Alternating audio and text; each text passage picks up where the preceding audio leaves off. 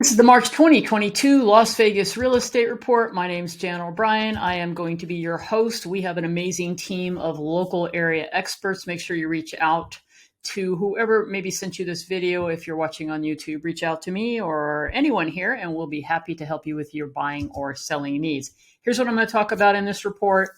Las Vegas area stats for February of 2022. I've got a new feature this month. I'm going to break it out into some of the areas so you can really see a comparison of what prices look like around the valley. Going to talk a little bit about home price appreciation and put it into perspective where we sit versus other states in the nation. We'll talk a little bit about the mortgage interest rates and what's happening with that as well. All right, let's look at the stats for February 2022. Once again, we hit a new median sales price record. It was $435 in January. We went up to $450. This is just for single family homes as reported by the Las Vegas Realtors Association, which is covering, Clark County area here for the most part and some of the outlying areas as well. That's up 26.8% year over year. You can see a year ago, February, we were at $355. That is over $100,000 increase year over year for single family. Condos, townhomes, also a record. $260,000. That's up 31.6%. Last year at this time, the median sales price for a condo or a townhome was $197,500. All right, let's take a look at how many new listings came onto the market. It's up slightly compared to January by almost 2%.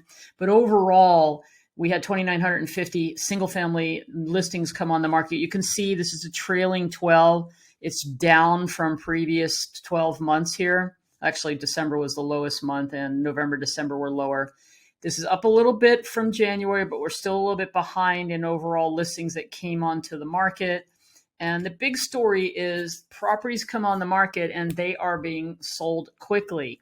So this is the 2,514 units were sold for, which is actually down 10% from the previous year. So, and you can see the trend here, which has a little bit of a seasonality curve in here. So it's always going, follows a little bit of a seasonality curve annually.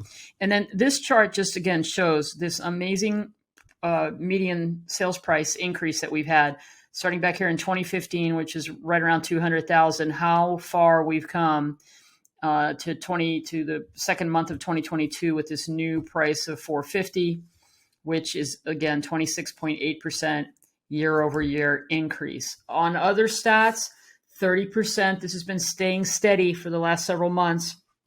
30% of all the sales last month were cash. Okay, that's up 26% compared to this time last year. And short sales and foreclosures continue to be very insignificant at the moment. It really is going to stay this way for several months, in my opinion, until we really see what happens with what's going on with the economy, inflation. People, for the most part, have equity. This is why we do not feel there's going to be a huge uptick in short sales and foreclosures, but I do believe we'll start seeing them maybe near the end of the year start to tick up a little bit, probably get absorbed into the market if we continue to have this high demand. More on that in a minute because the mortgage interest rates are what's going to maybe start changing things. All right, this is a new feature I wanted to add to the monthly report, and it's a comparison of 4 areas of town, all right, and also Pahrump. Vicki Gillespie is our specialist that handles Pahrump, so you can reach out to her if for all things Pahrump. She lives there and knows it. Summerlin, Dennis Anderson is our Summerlin West Side specialist. Inspirada, John and Katie live in Inspirada, and they really know this area and are tracking the numbers. And Cosmo is covering the area that I'll show you here, Silverado Ranch. We're really actually kind of creating this whole triangle, which includes Silverado Ranch. All right, so that's and Inspirada is, of course, the newer master plan community that is south of St. Rose and right out in the area that has a lot of newer construction. They're still building new out there, but there's a lot of resales. Pahrump, of course, is over the hump to Pahrump, and then Summerlin is over here on the west side, and it includes all the villages of Summerlin. So I just want to point out the differences in these areas of town. So again, Summerlin, Pahrump, Inspirada, and Seven Hills. Now, these are the median sales prices for February. Out in Pahrump, it was $377,450. That's up 26% year over year. I'm just going to look at the medians. You can look at the other numbers here, but compare that to over here in Summerlin, where we definitely have some more higher end property, as you can see with this average sales price of almost 900. But the median price was $635,000. That was up about 15% year over year. Now we come down here to Inspirata. It's also high, 595. Again, newer properties, 595 was the median sales price. There was only 24 properties that sold, but that price is up 38%, sold and closed. And then we'll compare Silverado Ranch, which is a little bit more of a mature community, older properties. The median sales price was 470, up 47%. And that area, of course, is this whole area right in here inside of this triangle that is 15 and 215 and St. Rose Parkway. All right, so that's a little bit of a comparison just to give you a sense of that. Let's just take a quick look at price appreciation nationally and how we compare here in Vegas. So this is the year from January 2021 nationally, year over year price increases, right? So it's 10% continuing to go up. Last year we had a little evening out for a little bit. And then honestly, January, we were thinking it was going to decelerate. But again, because of the high demand and maybe a lot of things, this is national numbers. So there's a lot of different buyers in the market. I think there's a lot of people that were concerned about the interest rates going up, and they have. So we saw even more, which then, of course, with lower inventory available, high buyer demand, it's pushing the price, continue to push the prices up a little bit. So instead of any deceleration in the percentage of month over month, we actually saw in January 19.1% nationally. Now, 26% is what we saw in the Vegas area in January, and a little bit almost close to 27% for February. Now, this is just Q4 of 2021, a national, just get a look at the national year over year prices. Okay, the national average for Q4 in 2021 was 17.5, and we were looking at 23%. And it just gives you an idea of how it is across the country. The lighter the blue, the less of a percentage of appreciation. Now, that's just how much home prices are appreciating. The actual starting point of those home prices varies, as you know. The average sales price, the median sales price out here in California and then places up in the Northeast is a lot higher than it is in Las Vegas. So there is, all things considered, I know that people look at the price at $450 as our median sales price. That is still considerably lower than some parts of the country. And of course, there's parts of the country where they're lower than $450. And then this I found interesting as well. This is the last 5 years. Look at how much on a national average, again, this is just comparing the fourth quarter of the year, 54.5% national average. Vegas, Nevada as a whole saw almost 76%. And you can see how that compares. The highest is these dark numbers here. Idaho actually had this amazing amount of increase over the years. And we know why there's a lot of people moving to this area that are coming out of California. People from California are coming here in Utah and Idaho and so forth. And we have people migrating all over the country through the pandemic because of remote work. Frankly, there's a huge move in the country to the states that offer the best tax environment, no taxes, right? So that would be Nevada, Texas, Florida, Tennessee, for example, are seeing a lot of the folks migrating.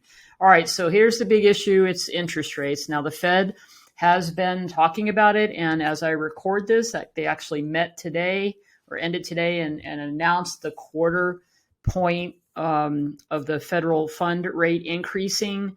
Now, mortgage rates had already been increasing, okay, well before they made this 25 quarter point move. So the mortgage rates are influenced not just by what the Fed does. It has to do with inflation. It has to do with what's happening politically in the world. All of that, the jobs reports, all of this stuff. And you can just see in a week here from the 8th to the 15th of March, how the rates fluctuated. And this is from Mortgage News Daily, where they do a daily survey of various mortgage companies across the country. And, 4.2, they bounce around a little bit, but as of this recording, they're right around 4.48 actually. Okay. So what does that do? Purchasing power. Why do you care about the interest rates? Well, obviously, the higher the interest rate, the less purchasing power that you have if you are bound by being qualified for a certain payment. So this is a great example to say, let's say you had to keep your mortgage payment, just your principal and interest portion of your payment, around $1,600. Okay. And what this says is that at a mortgage rate of 3.75%, keeping it here, okay, you could get a loan for $350,000. Now you add your down payment to that, and that's your sales price. But now the interest rate moves up 1 point to 4.75. Again, the variable here is we want to keep our mortgage payment because maybe we qualify for just that mortgage interest, principal and interest of $1,600 or so. We have to add taxes, insurance, HOA. There might be mortgage insurance to that. But in this example, 1 point drops the loan amount to $311. Add your down payment, and that will be the amount of a home that you can purchase. So that's one way to look at this. So what 1% can do is it's just going to increase your payment if you want to keep the same sales price. So we have an environment where prices are going up, mortgage continuing to go up. At some point, hopefully they're going to decelerate a little bit and even out. But right now, this is why we do this report every month. They continue to inch up. We are hitting record after record. I'm not sure how long this can last. All I know is it's going to last as long as there is enough people wanting to buy. The inventory is what it is. There's not enough of it, or it's when it comes onto the market, it's sold quickly for all these different reasons, from a primary everyday buyer wanting to buy a property to all the investors that are buying and everything in between. Okay, so we're going to just continue to watch this every month on the channel here. Again, reach out to one of our great sales associates for the area of town that you might want to take a look at. Everybody works in all areas, but they specialize in some certain areas.